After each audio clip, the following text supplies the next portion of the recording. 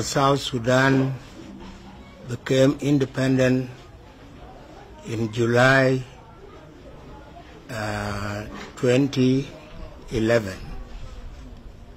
7 days afterwards, after leaving South Sudan when we celebrated the independence, and I went back to England where I had still responsibility as a senior fellow at the University of Oxford, I made a public statement. Many of you will have got it. I said, for 50 years I struggled to get South Sudan its right of self-determination. And I hope actually all of you are youngsters around this table, but I'm sure you will not forget how the word self-determination came to be a slogan of South Sudan throughout the struggle. This is something that a movement that I started and led in 1965 after the overthrow of the Madut regime, called the Southern Front. For those of you who may not have heard it, Southern Front released the principle of the South Sudan to self-determination.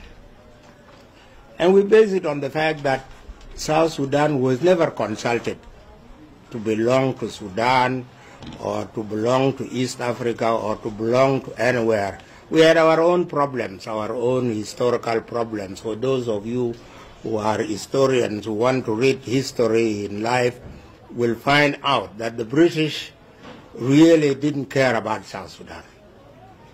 For a long time, the British didn't care about South Sudan. They wanted either to annex it to any of the neighboring countries. But because of what we have come now to even believe ourselves, because we are so unruly, we are so out of law, nobody wants to be with us. The British thought if we were annexed to Uganda, we would disturb a very peaceful community. If we were annexed to Kenya, we would disturb a very peaceful community. If we were annexed, maybe Zaire didn't come into picture because Zaire was a Portuguese territory. So we got stuck, and the British decided that we would become an ownership of Northern Sudan. South Sudan really, in political terms, was never part of Sudan in a serious way from the point of view of the British. They just wanted somebody to take care of this animal called South Sudan. And they thought the Arabs would deal with us better than any of our neighbors. I think we all know now how, severely and seriously the Arabs dealt with us. But we were not created as a people to become property to anybody. And so our people did not accept this. They did not submit to anything. And the struggle went on until you are now vice president of an independent country called South Sudan. But you are not yet accepting the fact that you have responsibility, serious responsibility for this country. You as people, from Kirmayadi to all of you, I have to say publicly, since you have asked me to come and talk publicly again after I had declared that I want to retire, and just even the book that I wrote, the last book I wrote were my memos, which I'm sure some of you would have heard of and have seen a copy of it. That is my last thing in writing. I want to spend, to the extent that one can be peaceful in an unpeaceful society like the society of South Sudan, I want to stay just peacefully. So you now ask me to come and talk about ABA. And I ask myself, what role, what right do you as South Sudan have over ABA?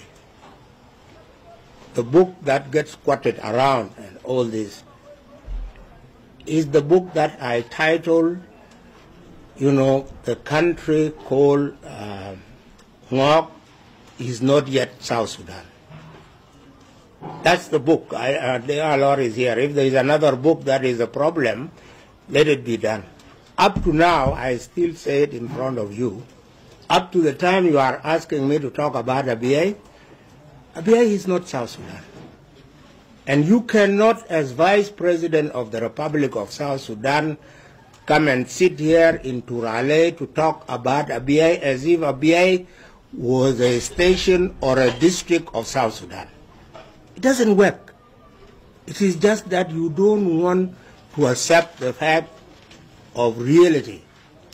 If you want to help Ngok, you want to help ABA, you want to help the people of the Dinka who are elsewhere, you have to talk to the country that is responsible for this. Lord is sitting here. I'll never mince my word that up to now, ABA is not South Sudan. So how do we come and sit as South Sudanese independent country to come and discuss one section of another independent country without that country being here? It's unfair. It is just as unfair as what people like Lord did when they decided, because of the encouragement, the unfortunate encouragement that you people in South Sudan give to these people of ABA who have a case. They have a strong case. If they have decided, unfortunately, I don't think that they have decided. There is no united opinion of Ngok that says that they want to come back to the South. Because if you go to Khartoum now, if we go to Khartoum, we'll get more than the number that is here who will say they are part of Northern Sudan. Is that your role? Is that your role as an independent South Sudan to really come and sit here and decide where this little station, little area called ABA belongs? When you have signed your own independence, that you are an independent country based on the borders of 1st January 1956. And let me tell you why we chose the 1st of January 1956 as the Southern Front to be the borders between South Sudan and Northern Sudan. Because if we had decided not to take the colonial borders, even this war that has ended with the independence of South Sudan would not have ended now. We would still be fighting on the borders now. But because we knew the North had accepted that the boundaries between Sudan and Northern Sudan were set by the British, and they accepted it, we wanted to hold them to that. Now you don't want to hold them to that. You want to get out some station called ABA. You want to deal with it as if ABA is yours. It's not going to work. I don't know if you follow the media. Dengalor is sitting here. He's been to Khartoum. You hear that tomorrow, he may not do it because he doesn't have the money. Khartoum itself is as broke as anything you can think of on earth. But if Emiti tomorrow gets the resources and comes with his army and says, I want to set up the administration of Southern Kordofan in ABA, will any one of you around this table stop it? Will Kir Mayadi stop it? Why are you not being realistic with yourselves? You have a country that has all kinds of serious problems that need you to be sleepless in order to resolve them. You want to pick on problems that are not yours? The borders of ABA is not the borders of Abyei and Twitch. The borders of Abyei are the borders of Kordofan and Bahr Ghazal, or the borders of South Sudan and Northern Sudan. They are based on the colonial borders of 1st of January 1956. If there are problems that have arisen between communities, you know, the Ngok and the Dinka, I don't know who is the Twitch here who would say that, you know, Ngok was not there when he came to be born, or there is a Ngok person who would say Twitch was not there when he came to this world. Our leaders, our elders knew what the borders are. The borders, our traditional borders, are spiritual borders. There is no border that is just a health. It's spiritual. And we as Dinka, by our culture, you cannot claim the land that does not belong to you. It's a curse on you. No Dinka will want to claim the territory that belongs to somebody that is not theirs. That means you are inviting curse on yourself. So all these things you people are doing, I wonder where is it from? Are these things that you got, you know, from your education, from your classrooms, from your what? They have no tradition with it. I don't know. I personally cannot come and really tell you that I know where the borders of Kordofan and Bahr Ghazal are, or where the borders of Northern Sudan and South Sudan are. We have termed them 1st January 1956. They are acceptable to you, your government as the government of South Sudan. They are acceptable to Khartoum. Where Abyei belongs here ought not to be an issue that is an issue of a crisis between a small section of Dinka with another Dinka which is Ngok. But I have to say, because things are out of hand, my dear, he said, my dear son, the situation is out of your hand. You are not in charge of your country. This country called South Sudan, you are not managing it, its affairs. It's out of hand. So any one of us, especially now that you have got the guns into the picture, anybody who has a gun is the man, he's the only man people can listen to. And so Twitch has suffered as a result of this, because the guns of the SPLM that were taken to try and protect Abyei from whom?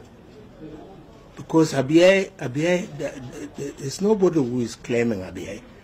You are not claiming Abyei. Abyei is part of Kordofan. Until the people of Abyei decide in a proper way. The role that South Sudan should play on behalf of Abyei, South Sudan has failed to play it. And I have been talking about it since the time of the CPA.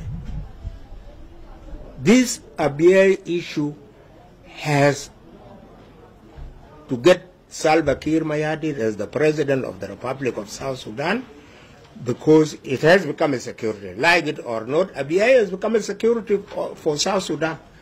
And if it is a security problem for South Sudan must find a way of resolving this security problem, as well as it is a security for Khartoum. Why is it impossible for Salva Kiir or you as the government of the Republic of South Sudan to sit down with Khartoum to resolve the question of Abyei? There are, in the history of the world, there are areas where people trade off. If it is true, I am not sure, I'll tell you, I'm not sure that the community of Ngok really wants to be part of South Sudan. Because there is Denga Alor here, he may want to be part of South Sudan. but is Dengalor in control of all the Ngok? There are leaders in Khartoum today who don't recognize Dengalor as their leader. They don't want to be part of South Sudan. What do you do about that? Do you sit in Turale or sit in Abyei or wherever you want to sit and say, we are dealing with South Sudan? You are not dealing with the problem. The problem requires the government of South Sudan and the government of Sudan to sit down and say, the CPA says that the people of Ngok must determine where they belong. It's not that referendum, the referendum that Dengalor and whoever did it, whenever they did it. Is it a referendum? Where is it now? Where are its results?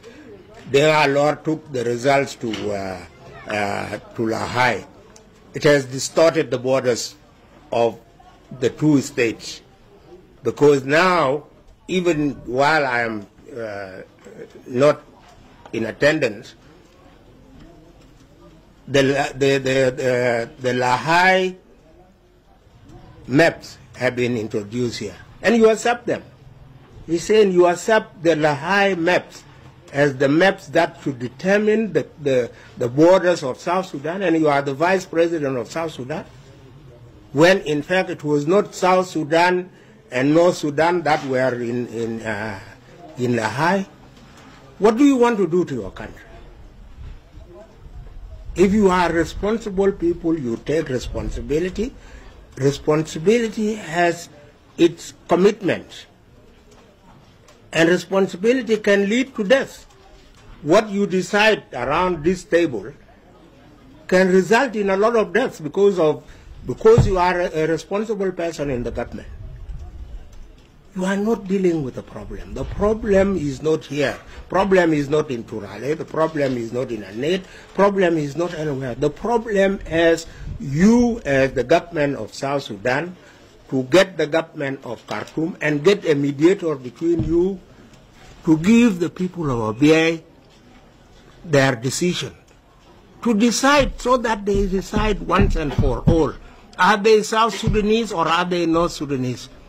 You come and claim that whoever is with you from Abyei is South Sudanese. There are people who are from Abyei who are in Khartoum. Khartoum says they are part of Khartoum. And you are two governments of these two countries. You don't want to meet? What's going on? I think that you people, you have played enough with time. You have played enough with resources. We have played enough with the lives of our people. It's time to grow up. I appeal to you, please grow up and become representatives of the government of South Sudan and let the government of South Sudan become in charge of the life of the people of South Sudan. Thank you very much.